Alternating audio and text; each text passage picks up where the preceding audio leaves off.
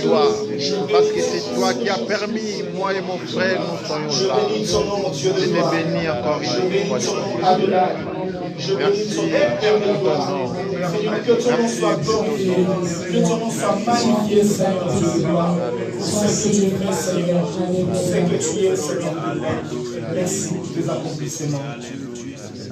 Adonai, le Dieu dans les cieux, Seigneur. Nous recommandons ces enfants entre tes saintes mains. Nous prions, Seigneur, que le Saint-Esprit se sente dans la liberté, Seigneur, d'agir, d'opérer comme il veut. Seigneur, nous nous laissons à la mouvance du Saint-Esprit. Lorsque j'ai lu dans la parole, il est écrit ceci, qu'au commencement, la terre était informe et vide. Mais il y avait l'Esprit de Dieu qui s'est mouvé. Seigneur, alors que nous sommes encore informes, Seigneur, alors que tu es encore en train de nous aiguiser, Seigneur, nous prions que le Saint-Esprit puisse se mouvoir au-dessus de ta chacun de nous. Seigneur, ainsi nous ramenons tout esprit captif à l'obéissance à Christ. Seigneur, nous voulons que tout cœur en ce lieu fléchisse à la gloire et à la louange de ton saint nom, Seigneur de gloire. Père, tu dis dans ta parole, qui est-ce qui a siégé dans le conseil des dieux pour annoncer ces oracles à ces enfants. Seigneur, nous croyons, Seigneur de gloire, que si nous sommes là, Seigneur de gloire, nous avons l'habilitation du Saint-Esprit pour parler de toi, Seigneur de gloire. Nous avons l'habilitation du Saint-Esprit, Seigneur, pour annoncer ta parole à ton peuple. Alors, Seigneur de gloire, laisse que notre bouche devienne plus tranchante, Seigneur de gloire, qu'il est dans le nom puissant de Jésus. Seigneur, sens-toi libre encore d'opérer au milieu de nous. Dans le nom puissant de Jésus, que nous avons ainsi prié. Nous disons gloire et louange à toi, Seigneur Jésus. Gloire et louange à toi, Seigneur Jésus. Amen. Amen. Est-ce que tu peux prendre place en acclamant le Seigneur? Alléluia. Gloire à Dieu. Je bénis le Seigneur pour cette occasion, cette opportunité qu'il nous accorde d'être encore là ce matin pour nous apporter la parole. Je bénis encore mon papa. Je dis merci pour cette marque de confiance que tu nous aides de renouveler envers nous. C'est vraiment pas donné à n'importe qui. On laisse la chair, même si, c'est très difficile. Parce que devant la chair, tout comme on peut construire des vies, tout comme on peut détruire des vies. Si on vous donne la chair, c'est qu'on vous fait réellement confiance pour construire des vies. Et nous croyons à la grâce de Dieu va nous permettre que nous puissions construire la vie. Et je bénis ta vie, toi qui es présent aujourd'hui. Et Dieu te bénisse. Je bénis tes oreilles qui vont écouter ces paroles. Et je bénis ton cœur qui va garder ces paroles.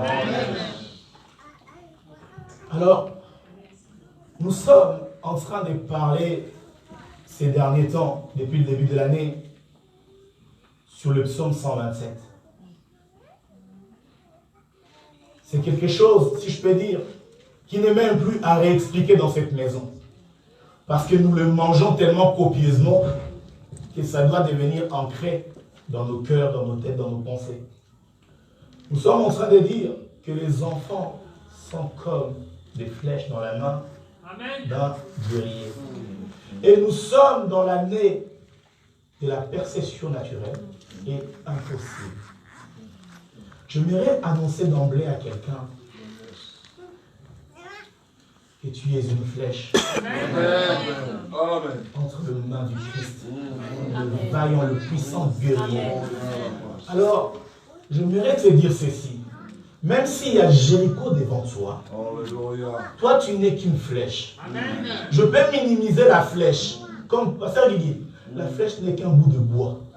Mais sauf que la finalité du bois, on a un métal. C'est-à-dire avec ces petits parpaings que nous avons en Europe, la flèche, la vraie du Christ, est capable de percer ces parpaings. C'est-à-dire même s'il y a Jéricho devant toi, comme tu es une flèche, la montée, elle est impossible. La percée, elle est impossible. C'est-à-dire, tu ne peux pas le faire. On dit, quand tu tires la flèche, tu tapes le mur. La flèche peut se casser. Alléluia. La flèche peut se briser. Pourquoi? Parce que le mur est solide. Mais parce que nous sommes dans le surnaturel, la flèche va transpercer. Non, tu ne m'as pas compris. Je dis ceci. Peu importe le problème qui sont devant toi, comme toi tu es une flèche, tu vas transpercer. Écoutez, vous voyez Moïse devant la mer Rouge. La traversée était impossible. Mais parce que Moïse était une flèche que Dieu a oint, que Dieu a poli, Moïse pouvait traverser la mer sans que Pharaon ne puisse comprendre comment cela est arrivé. Alléluia. J'aimerais te dire que la flèche dans sa percée, il trace un chemin, papa. Et tous qui sont avec toi peuvent passer. J'aimerais te dire ceci, parce que tu es une flèche, tu as des amis, tu as la famille. Alléluia. Parce que toi, tu es une flèche, polie par Dieu seul. Tu peux déjà commencer à annoncer à ta famille d'arrêter de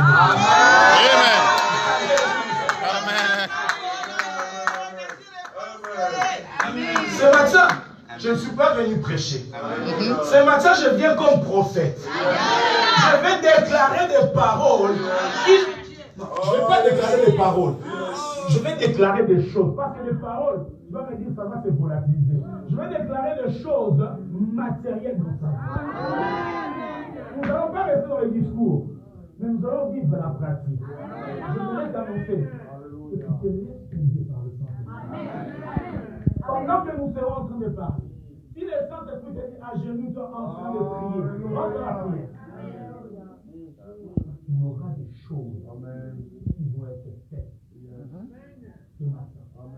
Tu as choisi la bonne place. Alléluia.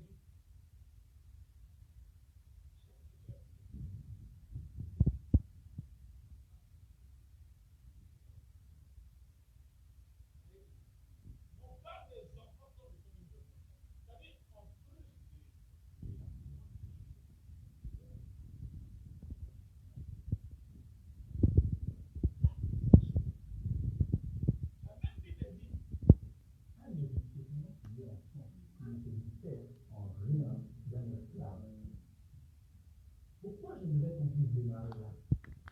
Pour nous faire comprendre que lorsqu'on parle des fils qui sont comme des flèches, il ne s'agit pas des enfants. Il s'agit des personnes qui ont atteint une certaine maturité. C'est-à-dire, l'enfant, ce n'est pas simplement enfant en bas âge. Permettez-moi, mais il y a des adultes qui sont encore enfants. C'est-à-dire dans leur façon de raisonner, dans leur façon de réfléchir, de concevoir des choses, ils sont encore enfants dans leur tête. C'est pourquoi on dit qu'ils sont encore une récompense. C'est-à-dire qu'ils dépendent de papa, ils dépendent de maman. Papa doit prendre soin de sa récompense. Maman doit prendre soin de sa récompense. Mais un fils,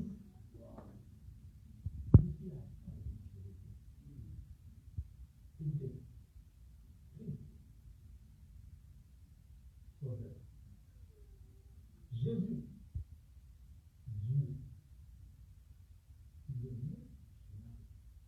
si Jésus avait commis l'erreur de commencer son ministère à l'âge de 2 ans, Hérode allait le tuer.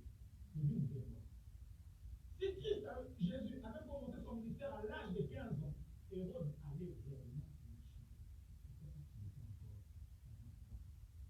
Il devait attendre un moment donné où il devenait fils. Parce qu'à ce temps-là, mes frères, on devenait pas fils à 18 ans. Donc Christ devait attendre la majorité. Malgré la Bible disait qu'il grandissait en stature, en grâce et en parole, il était encore enfant. Il devait attendre la majorité, devenir un fils.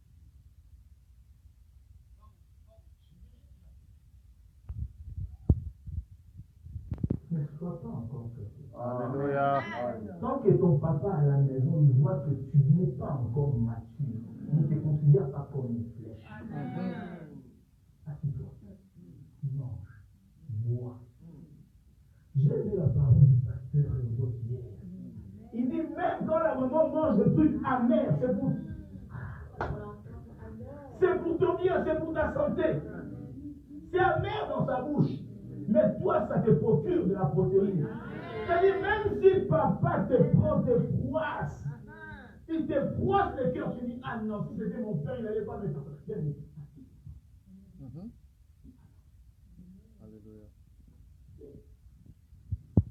Les chasseurs, quand ils vont à la chasse, ils voient un animal, ils prend sa flèche, ils tirent. Des fois, quand la flèche rate la cible, et que l'animal prend fuite, il va, il regarde, il dit, ah oui, ça c'était pas une flèche fraîche. Il va encore aller le poursuivre. Il dit, cette flèche, il est encore enfant. Il ne peut pas encore rien faire. Il n'est pas encore assez pointu pour tuer un animal. Alléluia. C'est-à-dire, il y a deux choses. Il y a l'enfant et il y a le fils. On dit les enfants sont une récompense. C'est-à-dire, tu es dépendant de tes parents. Mais le verset 4, il dit, comme les flèches dans la main d'un guerrier. J'aime la version Seigneur parce que la version Seigneur précise, il dit, habile guerrier. Ainsi sont les fils de la jeunesse. Le verset 5, il dit ceci. Heureux l'homme qui en a rempli son carquois. Ils ne seront pas confus quand ils parleront avec des ennemis à la porte de la ville. C'est-à-dire quoi? Qu'est-ce que le psalmiste voulait nous dire ici? Vous connaissez les livres des rois. Vous connaissez les livres de Samuel. Si vous lisez ça, vous verrez que chaque combat, ça se passait à la frontière. Si on arrive à vous vaincre, c'est alors que l'armée adverse entrera dans la ville, il prendra vos femmes et vos fils de l'armée en captivité. Les fils servaient justement aux combattants au front. C'est pourquoi vous remarquerez ceci, que David, son père Isaïe va l'envoyer. Il va l'envoyer où? Au front, où il avait ses frères considérés comme étant des flèches. David va aller là-bas. Il va vaincre Goliath à la porte de la ville. Les flèches sont ceux-là qui donnent l'assurance à leurs parents. C'est-à-dire que je peux dormir tranquille parce que je sais qu'il est là. À Kinshasa, la majorité des familles où il n'y a que des filles, très souvent ils sont craintifs. Parce qu'ils ne savent pas quand les voleurs vont entrer la nuit qui va leur défendre. C'est pourquoi vous constaterez que dans ce type de famille, même si c'est un pousse-poussière qui vient épouser leur fille, ils vont laisser partir. Parce qu'ils ont besoin d'un homme, ils ont besoin d'un fils. Ils ont besoin d'une personne qui peut leur défendre quand les dangers arrivent. Alléluia. J'aime bien cette parole. J'aime bien définir, poser d'abord quelques bases. Après, nous allons démarrer. Alléluia. Nous n'avons pas encore démarré. Alléluia. Les enfants, ils nous récompensent. Je dis bravo pour ce que Dieu t'a donné. Et je bénis même tes enfants. Si toi-même tu es enfant, je te bénis. Mais Dieu, pour la mission, pour le travail, il a besoin des fils. Les fils sont des flèches. Amen. Une flèche, c'est quoi? Une flèche, c'est une arme. Alléluia. Amen. L'arme, quand tu ne sais pas l'utiliser, ça peut te tuer toi-même. Parents, vous avez des enfants à la maison. Vous avez des filles. Vous avez des fils. Quand on parle des fils ici, certes, la Bible nous a parlé dans le terme masculin plutôt, mais il s'agit, nous on parle maintenant des filles et des fils qui ont atteint la majorité. On doit savoir comment polir nos enfants. C'est-à-dire leur inculquer des bonnes bases, afin que demain, ils ne puissent pas se retourner contre nous. Alléluia. Amen. Parlons entre familles. Si on ne polit pas bien nos enfants, on va héberger des gangsters à la maison. au bout d'un certain temps, tout peut se retourner contre nous. Alléluia. Amen. Il est très très important à nous parents de prendre soin de nos enfants, de les préparer, de les éduquer, afin qu'ils deviennent des personnes présentables dans la société. Écoutez, prenons un exemple tout simple. Est-ce qu'aujourd'hui les parents, le père de Kylian Mbappé peut avoir honte de son fils? Pourquoi? Il a réussi. Mais si cet enfant a réussi, parce que son père l'a ramené à l'entraînement dès le bas âge. C'est-à-dire, son père l'a inculqué la manière d'être, la façon de faire, la façon de jouer, il lui a communiqué les valeurs. Aujourd'hui, ce garçon, il est en train de briller.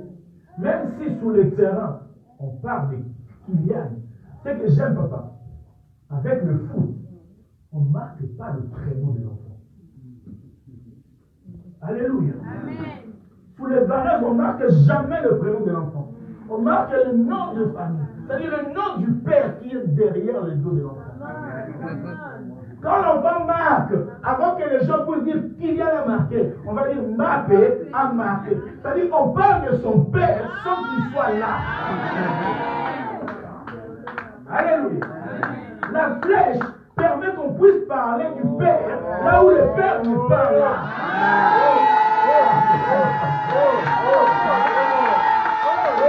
Quand c'est lui qui a le tireur, à sa flèche, il met ça dans l'arc. Il reste ici, il tire.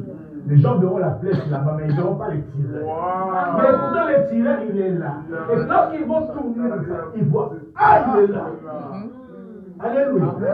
La flèche n'a jamais été orpheline. Alléluia. La flèche n'a jamais été orpheline. A toujours un parent.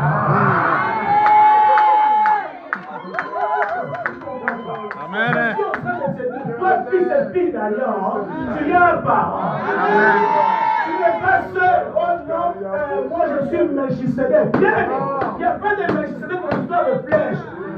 Ils vont dire Arthur, la flèche, il a un parent. Là où on voit la flèche, on constate qu'il y a la flèche ici, mais on tourne le regard pour voir les tirets. C'est-à-dire, une flèche qui se casse, personne ne va le constater.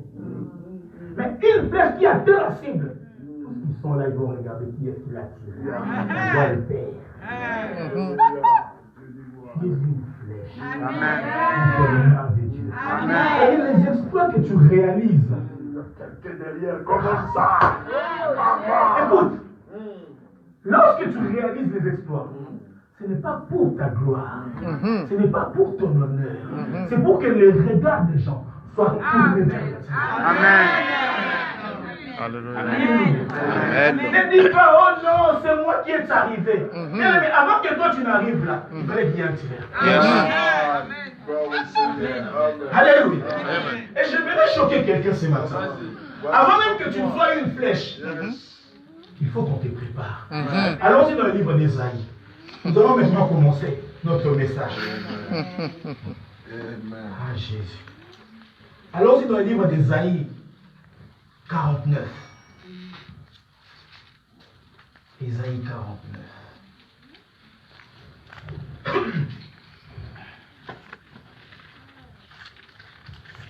Écoutez ce qu'il dit à partir du verset 1er. Écoutez-moi, peuple lointain, soyez attentifs. L'Éternel m'a appelé dès ma naissance. Il m'a nommé dès ma sortie des entrailles maternelles. Écoute maintenant, là où les choses deviennent un peu plus compliquées. Ce que j'aime avec Dieu, il t'annonce les bonnes choses. Après, il te complique après. Il dit, il a rendu ma bouche semblable à un glaive tranchant. Dans d'autres versions, on dit à une épée aiguë ou tranchant. Alléluia. Ça, c'est le point 1. Il m'a couvert de l'ombre de sa main. Il a fait de moi une flèche aiguë. Qui peut me dire la fin? Il dit, il m'a caché dans son carquois. Alléluia. Il m'a appelé avant que je ne sois dans le sein de ma mère. Il m'a nommé lorsque je sortais du sein de ma mère. Alléluia. Ça dit, la prédestination, c'est que Paul est en train de nous dire, c'est depuis le début. Mais, même si je suis prédestiné, je ne peux pas aller. Malgré ma prédestination, malgré que je sois appelé prophète dès la naissance, malgré que je sois appelé pasteur dès la naissance, je ne pouvais pas aller prier pour les gens sans un mandat. Je ne pouvais pas aller faire des choses sans autorisation. Alléluia. Il dit ceci. J'aime ça.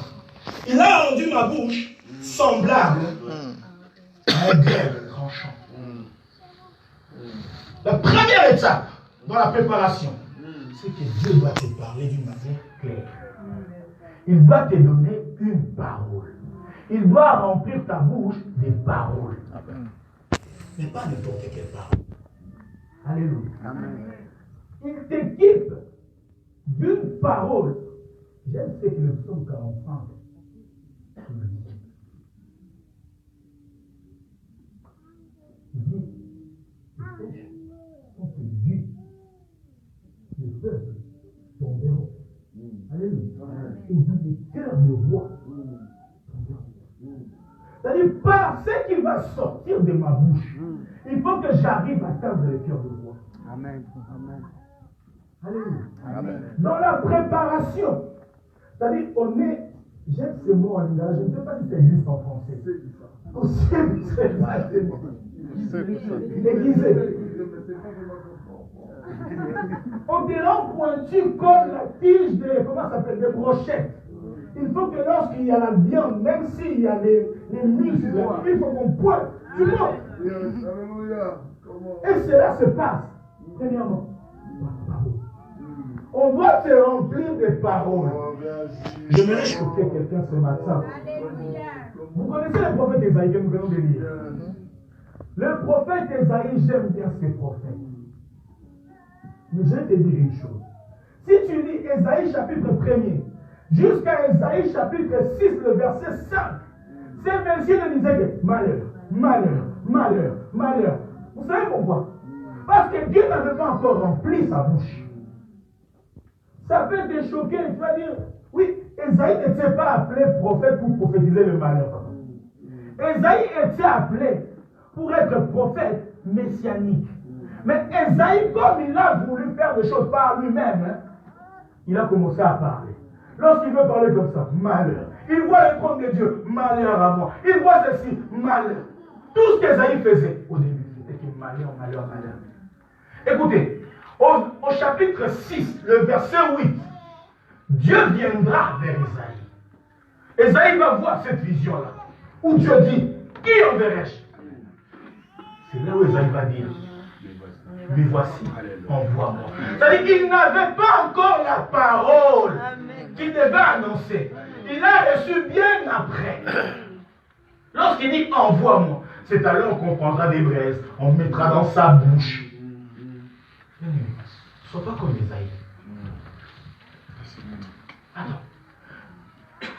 J'aime ce prophète qui dit frère, tu as l'appel de Dieu. Dieu t'appelle. C'est bien beau. Mais Dieu appelle cette personne-là. Tu sais si la personne elle est préparée. Tu sais si la personne elle est prête. Et sans la parole, il y aura fiasco dans le ministère. Amen. Alléluia. Sans la parole, il y aura fiasco dans les ministères. C'est-à-dire, tu n'auras. Il n'y aura pas de consistant. À chaque fois, tu seras obligé.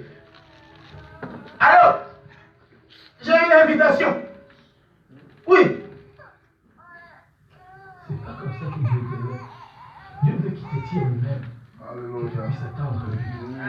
Donc tu dois passer d'abord par le remplissage. Une fois, je cherchais du travail. Je venais de commencer ma formation. Mon école d'informatique, je n'avais pas de diplôme. Je n'avais pas d'expérience en informatique. Je venais d'être vendeur à Etam, à la lingerie féminine. Et je suis allé chercher du travail en informatique avec de l'audace. Je suis allé les chercher chez France Télécom. Le premier monsieur qui m'a reçu en entretien, il m'a recalé. Il dit, ton CV de vie, il n'y a rien, je ne peux pas vous prendre, il n'y a pas de diplôme, il n'y a rien. Donc je n'ai pas d'assurance. Comme quoi que vous serez un bon technicien. Tellement que je suis persévérant, j'ai renvoyé le ciel pour la deuxième fois. Et là, il y a une dame, j'oublierai jamais cette femme, Madame Claudine Montagne, qui va me recevoir en entretien. Elle me posait des questions. Je connaissais l'informatique par bricolage. Je n'avais pas d'expérience. Elle me pose des questions, je lui réponds. Elle me fait passer un test, je fais le test. Elle regarde et puis elle fait comme ça les résultats négatifs. Elle regarde mon CV, il n'y a pas d'expérience. Cette femme me pose la question. Qu'est-ce qui me rassure que si je vous recrutais, vous serez un bon technicien? Je regarde le ciel, je regarde la terre. Et je fixe les yeux à cette femme. Je lui dis, vous savez, je ne peux pas vous promettre le ciel. Ça appartient à Dieu. Amen. La terre, c'est pour nous tous. Amen. Et ce que je veux vous dire, c'est juste si vous me prenez moi, vous ne serez pas déçus. Amen. Il dit, mais tout le monde peut me dire ça, mais qu'est-ce que vous allez apporter dans notre entreprise? J'apporterai moi et mes capacités d'apprendre et de devenir un bon technicien. Amen. Vous savez, ces paroles-là ont donné le fou rire à cette dame. Qu'elle ne pouvait plus continuer l'entretien. Il dit, on arrête ici aujourd'hui. Je vais vous rappeler pour vous donner la suite. Je suis parti. Et comme je devais acheter les cordes de ma guitare, donc je suis allé à Paris pour acheter les cordes de ma guitare. Je prenais le train, c'était à Pantin. Je prends le train à Pantin, je descends à la gare du Nord. Comme il n'y avait pas de réseau à l'époque des 3310, j'avais mon Nokia 3310, il n'y avait pas de réseau. Donc là, elle m'appelle, elle tombe sur ma messagerie parce qu'il n'y avait pas de réseau. Dès que je monte, je sors vers la ligne 4, vers le portique. J'entends encore mon téléphone sonner et je vois c'est elle. Je décroche et elle continue toujours à sourire. Elle ne pouvait pas se retenir. Elle me dit, bon, écoutez, je vous appelle juste pour vous dire, juste pour ces paroles-là, je vous recrute et ne me décevez pas. Alléluia. Je n'avais pas d'expérience. Je n'avais rien, mais juste une parole que j'ai dit. Ça l'a donné fou rire. Elle me dit, depuis que je suis né, on ne m'a jamais dit ça. Depuis que j'ai recrute, on ne m'a jamais dit ça. Elle me dit, vous êtes intéressant. Je vous recrute. Je suis rentré dans cette entreprise. J'ai quitté le jour où moi j'ai décidé de partir. Amen. Parce que mes résultats étaient au-delà de ce qu'elle attendait. Des fois, elle venait me voir et me dit, vous avez eu raison de me dire ça, vraiment. Parce que ça suivait au niveau des statistiques, j'étais toujours bon. Et lorsqu'elle m'a appelé, elle m'a dit, vous êtes écouté. Il y a un chant qui est monté dans mon cœur. Où je disais, mon cœur est affermi. Oh Dieu, je veux te chanter. Là, couplet, on dit, je marcherai devant l'Éternel sur la terre des vivants. Vous savez, je ne savais pas comment ce chant était venu en moi. Mais c'était très très fort. Je ne pouvais même pas me retenir. Donc j'ai commencé à chanter des Gares du Nord à Pigalle. Et les gens me regardaient. Vous savez, quand Dieu met des paroles en vous, Dieu vous inspire ce que vous devez dire devant le roi. C'est là, même si c'est Jéricho, même si on dit, je ne sais pas moi, c'est le muraille d'Israël, même si on dit c'est le mur de la lamentation, même si on dit c'est quel mur, vous allez percer. Amen. C'est la préparation. C'est la préparation. La préparation qui compte. Amen. La première des choses, il a rendu ma bouche semblable à une épée tranchante. Amen. Lorsque tu vas parler devant les gens, qu'est-ce que tu leur dis? Une bouche qui rendu semblable à l'épée tranchante. Ne dis pas n'importe quoi. C'est prive de certaines choses. Là où il y a les gens qui calomnient, cette bouche-là ne peut pas calomnier. Mais vous savez, depuis que je suis enfant, moi, je n'ai pas grandi chez mes parents. J'ai été élevé chez mes grands-parents. Parce que moi et mon père, c'était Iran et Irak. C'est-à-dire que ce que papa voulait, moi je ne voulais pas. Et ce que moi je voulais, papa ne le voulait pas. On s'entendait bien avec les grands-parents parce que je pouvais faire tout ce que je voulais. C'est-à-dire mon père, il était tellement carré avec nous qu'on n'avait même pas un iota pour bouger. Et on comprend les résultats plus tard. Alléluia. Amen. Mais grandissant chez mes grands-parents, ma grand-mère m'a toujours dit, toi, tu ne dois jamais dire de mauvaises paroles sur la vie d'une personne. Amen. Parce qu'on a constaté que tout ce qui sortait de ma bouche arrivait. Que je dise il va pleuvoir, il y aura la pluie. Amen. Si je dis X va venir à la maison, il va venir à la maison. Donc c'était, en fait, je parlais comme dans les blagues. Vous savez, un enfant, il dit des choses comme ça, il s'en occupe. Mais tout ce que je disais, ça arrivait. Et à chaque fois, ma grand-mère disait, toi, tu as une interdiction. Tu ne peux jamais insulter. Tu ne peux jamais mourir. Et si tu le dis, ça arrive. C'est-à-dire, il t'a sélectionné dès la sortie, dès le ventre. Il t'a nommé dès la sortie. Et il commence à mettre les paroles. Ce n'est pas fini. Nous continuons. Il m'a couvert de l'ombre de sa main. J'aime Psaume 91. Il dit qu'il se place à l'ombre du Tout-Puissant. C'est mis sous la protection du Très-Haut.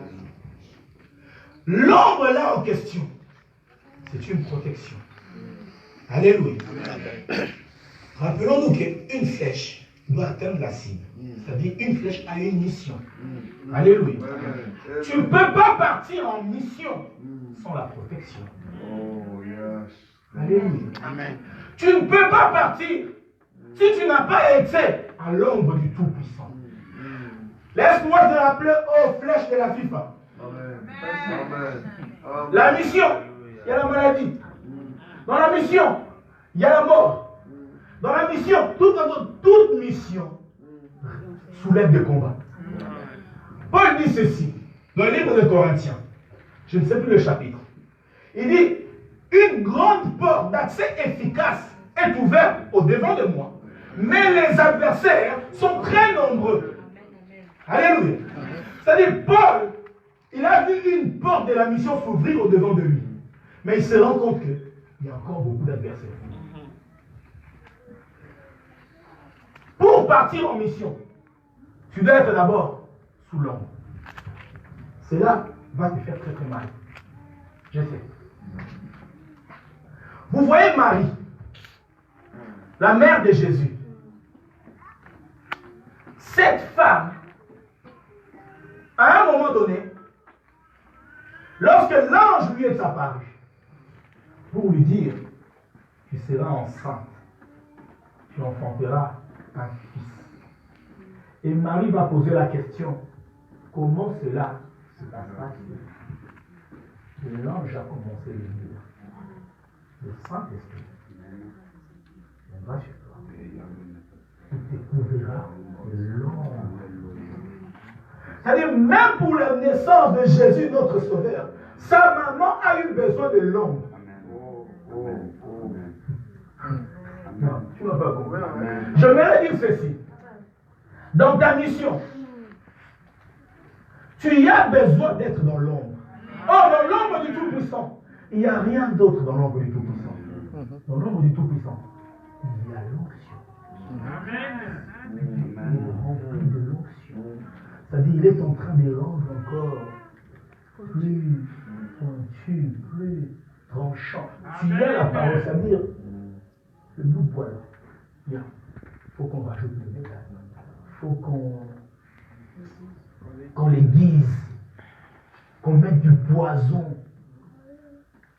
sur la flèche. Parce que lorsqu'on tire la flèche, si ce n'est qu'un métal, ça va peut-être rien faire dans l'animal. Vous savez, en exemple, un phacochère. Qui connaît un phacochère ici? Un phacochère, une flèche sans poison, ça va rien faire. Parce qu'il a tellement de la chair que ça va juste une blessure. Il faut mettre un peu de poison sur le bout de la flèche. Comme ça, lorsque tu tires, ça rentre. Le poison circule dans son sang.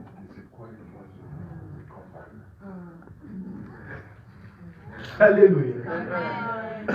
Écoutez, tu as une mission de percer l'impossible. Amen. Alléluia. Amen. J'aime ces chapitres d'Ésaïe parce que ça fait allusion à Luc chapitre 4. Christ, malgré qu'il soit Dieu, malgré qu'il soit, la Bible dit, Christ, rempli du Saint-Esprit, il sera conduit à la montagne. Lorsqu'il est descendu, il viendra d'abord par dire encore, l'Esprit du Seigneur est sur moi. Ce n'est pas suffisant. Il rajoute, il m'a oint. C'est-à-dire une flèche qui n'est pas oint. Même si on te tirait à 2 mètres du phacochère, rien. Même si la cible est juste là devant toi. Il te faut de l'onction. Dans la percée surnaturelle, il te faut pas la dimension du Esprit du Seigneur est sur moi. Maintenant, tu dois être dans la dimension il m'a oint. C'est-à-dire quoi? C'est-à-dire que tu dois quitter l'Esprit du Seigneur est sur moi, mais tu dois arriver dans la phase l'Esprit du Seigneur en moi aussi. Donc sur et en. Le poison. C'est-à-dire, il y a Dieu. L'onction, ça me permet justement d'atteindre. Tu sais, j'aime l'Afrique. Parce que là-bas, on n'avait pas des fois de l'alcool, on n'avait pas tous ces trucs médicinaux. Là, je ne sais pas si ça existe le mot. Des fois, quand on voulait te piquer, il fallait qu'on te mette de l'huile là pour que ça glisse l'aiguille. Donc ça, c'est comme cette huile qu'on met là. Dès que je touche, parce qu'il y a des poils, il faut qu'il y ait quelque chose qui glisse dans les poils là pour mon gars. C'est cette huile-là que tu reçois lorsque tu es dans l'ombre. Sans cela, rien. C'est-à-dire, les chasseurs, des fois, quand ils tuent l'animal, ils tranchent, ils prennent ce qu'ils ont besoin de manger, mais la graisse de l'animal, ils les gardent pour faire de l'huile avec. Il met ça au bout de la flèche. Parce que là, il sait que sa peau là, c'est trop dur. Il me faut un lubrifiant lorsque je vais taper. Que je puisse atteindre. C'est ça ce que tu reçois dans l'ombre. Amen. C'est-à-dire, c'est quelque chose que personne ne voit. C'est quelque chose que personne ne peut voir. Il dit, il m'a caché dans l'ombre. C'est-à-dire, les choses que Dieu est en train de te mettre dans l'ombre, le monde ne le voit pas. Le monde voit juste la manifestation de ces choses. Amen. Le monde ne voit juste, lorsque les gens sont guéris dans les séminaires, ils voient juste les... Je ne sais pas comment te dire. En fait, cette huile, c'est comme quand tu cherches du travail. Tu es limité. On regarde ton CV. Il n'y a pas d'expérience. Il n'y a rien. Mais Dieu fait que la DRH, avec un cœur trop dur, lorsqu'il regarde ton CV, il voit les expériences se rajouter. Non, quelqu'un ne m'a pas compris. Je dis ceci. C'est comme quelqu'un qui n'a pas d'enfant. Lorsque tu vas faire des examens, on te dit tu as des fibromes, tu as des myomes. On voit l'homme, on dit toi tu ne peux jamais mettre au monde. Un mois après, je vais faire les examens. On me dit madame, vous êtes enceinte. Monsieur, vous attendez un enfant. Vous savez, il y a 1 an, une sœur du quartier de Kinshasa va m'écrire, elle est en Angola. Je dois aller retourner à Kinshasa. Elle va m'écrire, elle dit, j'ai ma copine ici. depuis qu'elle a eu un enfant. Ça fait aujourd'hui 13 ans qu'elle n'a plus d'enfant. On a fait des examens, c'est correct, il n'y a rien. À chaque fois qu'elle démarre sa grossesse, elle fait une fausse couche. Je dis ok, il n'y a pas de problème, on va prier pour elle. Je prends la fille, on prie au téléphone. Elle me dit, je vais aller faire une fausse couche le lundi. Donc moi j'ai prié avec elle le mercredi. Elle a prié. J'ai dit, dans 2 semaines, retourne à l'hôpital. On va faire des examens. On va aller faire l'échographie. Je me dis, je viens de faire une fausse couche. Dans 2 semaines, qu'est-ce qui peut y être? Moi je t'ai dit, va. 2 semaines plus tard, elle va aller faire les examens. C'est dans le même hôpital où elle a fait la fausse couche, on l'a fait tout ce qu'on fait. Pardon. Le même médecin, il va l'ausculter. Il dit, madame, si je peux dater votre grossesse, ça date de 6 mois.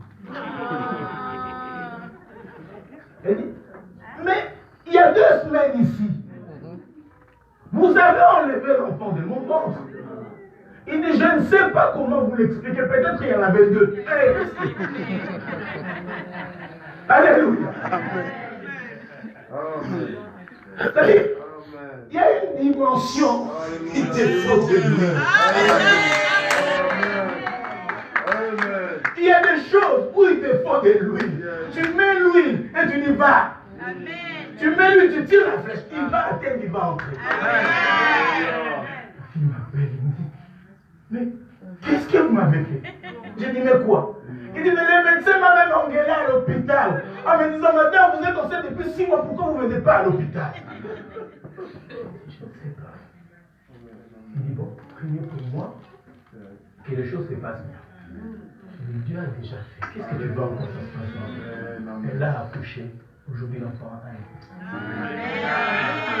C'est-à-dire, les dieux que nous prions là, les dieux qui nous préparent, ils ne nous préparent pas n'importe comment. Il n'est pas là pour nous donner des trucs de pacotis. Écoutez, dans la Bible, il est question des 10 vierges.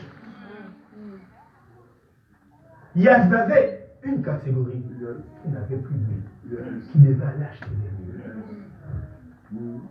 Sauf que l'huile achetée ne sera jamais acceptée. Parce que le temps que vous allez acheter de l'huile et que vous revenez, la porte est faite. Il te faut de l'huile naturelle donnée par lui-même. Alléluia. Pour que David puisse vaincre Goliath, il fallait que David commence d'abord par être ouin. On l'a ouin. Il est parti encore s'entraîner dans la forêt. Tuer les animaux dans la forêt. Et le jour où son père a dit, je vois que ma flèche là, elle est polie. Le père dit, David, viens. Va voir tes frères là-bas. Il y a un autre animal. Va les voir. David est parti. Écoutez bien, amis. Je voudrais te dire ceci. Reste un peu sur David. Amen. Amen. David, pour ton information, la maison de David, ce n'était pas à 2 kilomètres d'une frontière. C'était très loin d'une frontière. Et les gens que David devait ramener à manger, pasteur Guigui, la Bible dit d'Eliab, c'était des gaillards.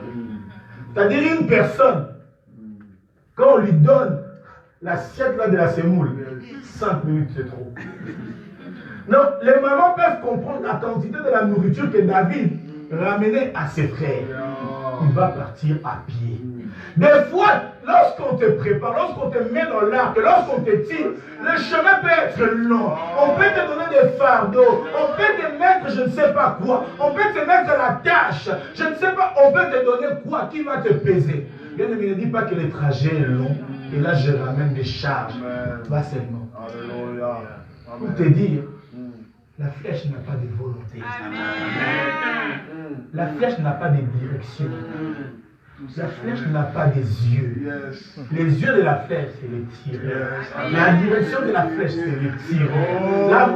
Écoutez, j'aime Christ. Évangile Arthur, il dit ceci.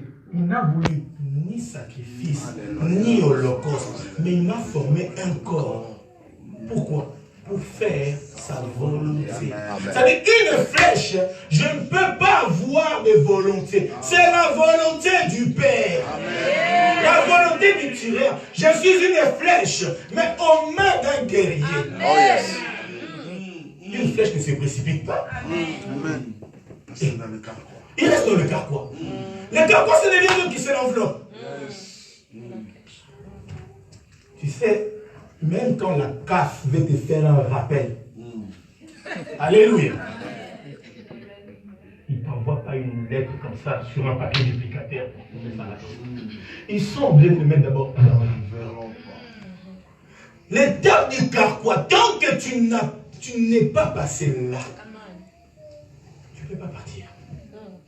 Même si tu es dans la maison du tireur, tant que ce jour-là, le tireur dit, oh, je prends cette flèche, je prends cette flèche, je prends cette flèche, il met dans son carquois. Toi, tu dois rester là. Comprenez les disciples de Jésus. Ils étaient 12. Voire, on peut dire même 70. Mais lorsqu'il s'agissait d'aller tirer, d'aller faire un service, il en prenait les 4. Dans son carquois, il n'était pas tout.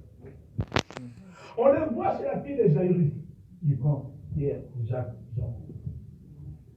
On les voit aller à la consécration. Pierre, Jacques, Jean. Le reste, attendez. Votre heure arrivera.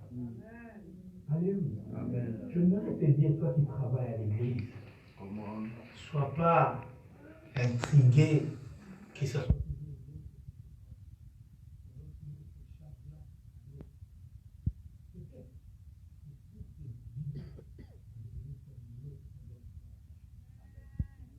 Ce n'est pas question de favoritisme, c'est question de l'excellence. On trouve que cette flèche-là est excellente pour ce travail. Je vais dire à quelqu'un, toutes les flèches ne sont pas là pour la même mission. Elles ne sont pas là pour tuer les mêmes animaux. Alléluia. Chacune des flèches a son utilité. Chacune des flèches a une distance à atteindre. Toutes les flèches ne peuvent pas atteindre la même distance. Amen. Alléluia. Amen. Oui. Tu dois être d'abord dans l'ombre. Dans l'ombre, on te remplit. Tu dois recevoir quelque chose. Écoute, tant que le Père ne t'a pas mis dans le carquois, reste sur le chemin de la sanctification. Ne dévie pas. Reste là, assis. Reste à l'église, assis-toi. Voire même le jour de la multiplication, les gens étaient d'abord obligés de s'asseoir. De rester d'abord. J'imagine maintenant les petits enfants chez qui on a pris le poisson et le pain. Quand on a dit à tout le monde de s'asseoir, c'est-à-dire s'il y avait les géants, on ne pouvait plus voir ces enfants. Donc il pouvait dire, ah, vous avez pris mon pain, vous avez pris mes poissons, et moi là, vous commencez à distribuer à d'autres personnes. Mais sont tous les cas arrivés. Même si on te dit, assis-toi, il y a des géants. Amen. Amen. On te verra. Amen. Alléluia. Amen. Oui. Le prophète viendra où est David. Mais je ne sais pas encore de retourner vers la porte. Même si tu as reçu la prophétie, on te dit, toi tu as un appel de Dieu. Toi tu as un ministère de guérison. Toi tu es ultra archi-prophète. Toi tu es pas prophète pasteur. Donc ils ne sont pas dans la maison, ils ne sont pas du pas. Assis-toi. Alléluia. Assis-toi, reste assis. Il y aura un temps où il va te dire, va maintenant au front. Lorsque David est arrivé au front, une flèche bien polie, bien aiguisée, il arrive au front. Tout le monde voyait Goliath géant, mais David voyait un animal. Amen, amen. Non, tu ne m'as pas compris. J'aimerais te dire ceci. Quand les gens, Saül le roi, un jour, Saül voyait un vaillant guerrier. Si vous lisez, je crois que c'est 1 Samuel ou 2 Samuel, 17-13, on dit que Saül dit ceci à David. Il dit, tu ne peux pas combattre contre lui. Parce que c'est un homme de guerre dès son bas âge. Saül voit un guerrier. Donc Israël n'avait pas quelqu'un en face du même type d'expérience. Mais comme David était une flèche, que le Père a mis dans l'arc, David ne voyait pas les géants, David ne voyait pas le guerrier, mais David voyait un animal. Écoutez, Goliath, il regarde David, il voit David avec les bâtons. Parce que David croyait que c'était un animal. Alléluia. Il avait l'expérience de la forêt. Toi, tu as l'expérience de l'épée. Moi, j'ai l'expérience de la forêt. Donc, il sait que cet animal-là, on ne tue pas les serpents par des coups. On ne tue pas avec l'épée. On prend un bâton pour tuer les serpents, pour tuer le cobra, pour tuer le boa. Mais David, il dit non, si je prends pour un boa, il peut m'encercler et me descendre. David a minimisé Goliath. À la place de voir un animal sauvage, David voyait maintenant Goliath comme un oiseau. Il n'a plus besoin de bâton. David va déposer le bâton. Il va prendre les pierres. On n'a pas besoin de l'épée pour tuer l'oiseau. On n'a pas besoin du bâton pour tuer l'oiseau. On a juste besoin d'une pierre. Alléluia. Et il ne va pas prendre n'importe quelle pierre. Il prend une pierre polie.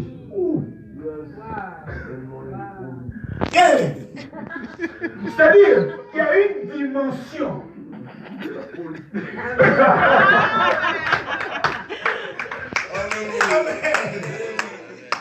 Dieu doit se polir d'une dimension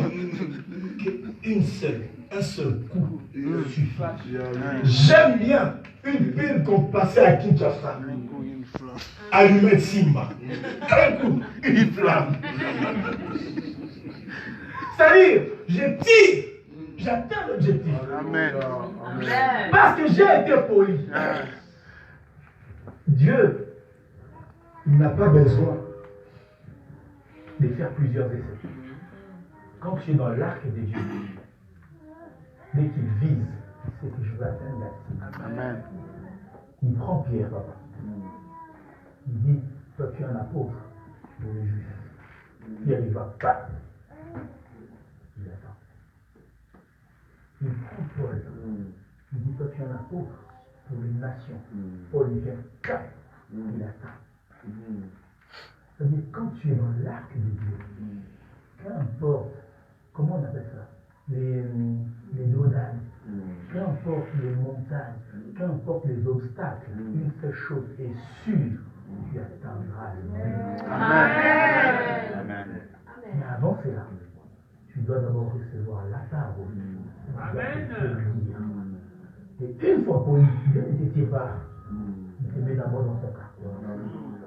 Alléluia. Amen. Alléluia. Amen. Ça fait du bien à quelqu'un. Amen. Amen. Je disais, ces versets me rappellent les 4. Il dit, l'Esprit du Seigneur est sur moi. L'Esprit du Seigneur était sur Christ. Vous comprenez avec moi. Il dit, pour libérer. C'est-à-dire, une flèche a pour mission de délivrer. Il a pour mission de délivrer. Si tu es une flèche, Dieu t'a choisi, Dieu t'a annoncé que tu es une flèche pour ta famille. C'est pour que tu libères ta famille. C'est pourquoi au début je t'ai annoncé, l'annoncer déjà à ta famille, que tu vas les libérer. Une flèche a pour mission d'annoncer. Qu'est-ce qu'il dit? Il m'a au moins pour annoncer. C'est pourquoi nous avons dit, il faut qu'il te donne d'abord ce que tu dois annoncer. Lorsque Dieu appellera Moïse dans le livre d'Exode, il dit, je vais t'envoyer. Moïse a dit, qui est-ce que j'annoncerai? Quelles sont les paroles que tu me donnes? Quelles sont les assurances que tu me donnes? Sans cela, Moïse ne pouvait pas partir. Alléluia. Bien aimé, même si tu entends une voix te dire, même si c'est un ultra-bishop, prophète, apôtre, pape qui vient te dire ça, tu as un ministère, dis quel est le message. Va chercher d'abord le message. Il n'y a pas de ministère sans message. Ça n'existe pas. Il n'y a pas de travail sans message. Ça n'existe pas. Écoutez, vous savez, dans la Bible, il y a un homme qui est le livre, je crois, le livre de Actes chapitre 4 ou 7, il parle. Il s'agit du diacre Étienne. Alléluia. Amen. Cet homme-là, il était très éloquent, pasteur. Donc, Devant moi là, je ne sais pas si j'avais résisté. Il était très éloquent. Il parle bien. Et ce qu'il disait en plus, c'était la vérité. Pierre lui dit, Étienne va s'occuper du service à part. C'est-à-dire, reste diacre. Étienne me dit, avec tous les études que moi j'ai faites, toi tu me dis d'aller servir les gens. Si nous lisons les livres des Actes, on fait l'éloge de ces messieurs. On dit Étienne, rempli du Saint-Esprit. Étienne, rempli de l'Esprit. L'Esprit de Dieu ne fait pas sur lui. Il était juste rempli. C'est l'Esprit de Dieu en moi. Il va aller annoncer. Quand il va aller annoncer, on va le lapider. Il devient martyr. Je dirais même, il est devenu martyr par miséricorde. Parce que Pierre, il pouvait dire, si je t'avais dit de ne pas aller, tu vas. Parce que Pierre savait, Christ a donné des responsabilités au monsieur Pierre, à papa Pierre. Donc papa Pierre savait dire, Philippe, tu descends à Corinthe, Matthieu, tu vas à Éphèse. Pierre pouvait dire ça. Mais Étienne on a dit, serre la table. Lui, il est parti par. Si on te dit reste à l'intercession, reste à l'intercession. Si on te dit soit à la modération, soit à la modération. Et quand tu passes devant pour modérer, hein, on ne t'a pas dit viens nous coucher. Modère. Amen. Conduis la prière. Amen. S'il faut entonner les chants, entonne les chants. On ne t'a pas dit parle. On t'a dit va modérer. Vous savez c'est quoi la modération? C'est-à-dire, je gère les étapes. C'est ce qu'on t'a envoyé faire. Alléluia. Amen.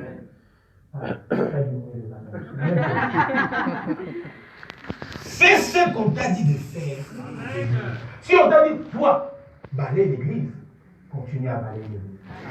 Ne va pas chercher non, moi je vais prêcher, je connais la parole, j'ai reçu la révélation. La révélation, elle est secrète. Mais quand on commence à dire des hérésies, ça devient mère. Hein? Écoutez, des fois dans l'assemblée, tu crois que j'ai la connaissance du monopole de tout. Sauf qu'il y a une personne. Il te regarde. Il dit des choses, il crie aussi Amen. Il vient te voir. On dit pas frère. Vous voyez quand un moineau, qu'on a renversé de l'eau, il est directement mouillé. C'est-à-dire de ce que tu as fait, tout. C'est ce qu'on te demande de faire d'abord. Reste dans les cartes, reste pas sur le problème. Si est une flèche, on ne refuse pas. Mais on ne t'a pas encore placé dans l'arc. Alléluia. Amen.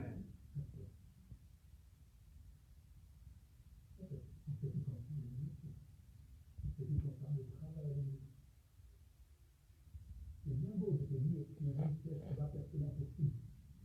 Mais si ton service à l'église est médiocre, parce que tu veux toujours toucher à ce que tu veux qu'on te voie partout, tu ne pourras pas percer. Alléluia. Même si on est dans l'année du percé, ou de la percée, qui fait pleurer les pasteurs matin et midi? Qui fait pleurer les chefs de département matin et midi? Tu ne pourras pas percer. Personne n'est maudit. C'est juste ton touche à tout qui te bloque le chemin. Perce dans un seul domaine. Lorsqu'on te verra percer dans ce domaine-là, on va dire bon et fidèle serviteur.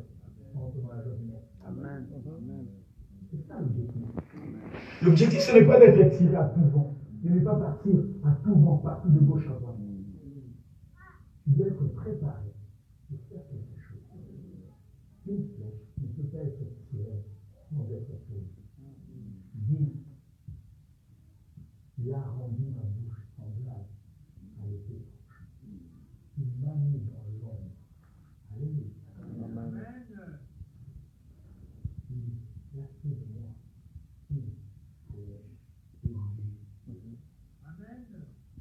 Tu ne peux pas atteindre le cœur des rois si tu n'es pas aiguë. peux pas percer si tu n'es pas élu. Tu rencontreras des impossibilités devant toi lorsque tu n'es pas élu. Quand tu te manques du poison, peu importe que tu sois pointu ou pas pointu, tu ne pourras pas tuer tous les animaux. Or, Dieu a fait donner des flèches pour que nous puissions atteindre les nations, pour que nous puissions atteindre les gens, des incrédules, au travers de toi. Le miracle que Dieu va accomplir, pas seulement que les gens tournent leur regard vers Dieu.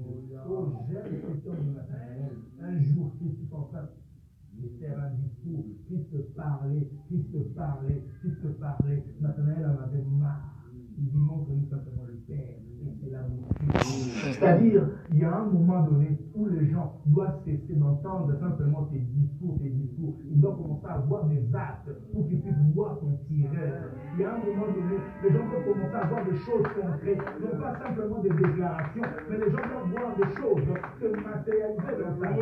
C'est-à-dire quoi? C'est-à-dire que lorsque tu diras aux gens, tu es béni, Dieu me montre, Dieu me dit, il faut que réellement ces choses-là se matérialisent. Que ça ne reste pas simplement un discours, parce qu'il y a de l'huile sur toi,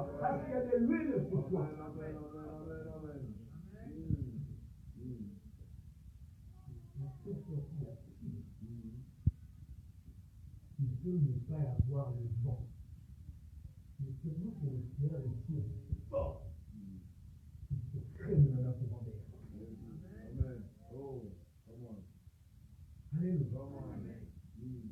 Il se crée de la courant d'air.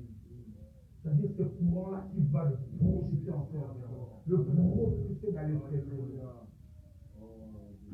C'est lui qui est préparé, c'est lui qui est roi, c'est lui qu'on a donné la parole. Il est capable, dans les tempêtes, dans les ouragans, d'atteindre l'objectif.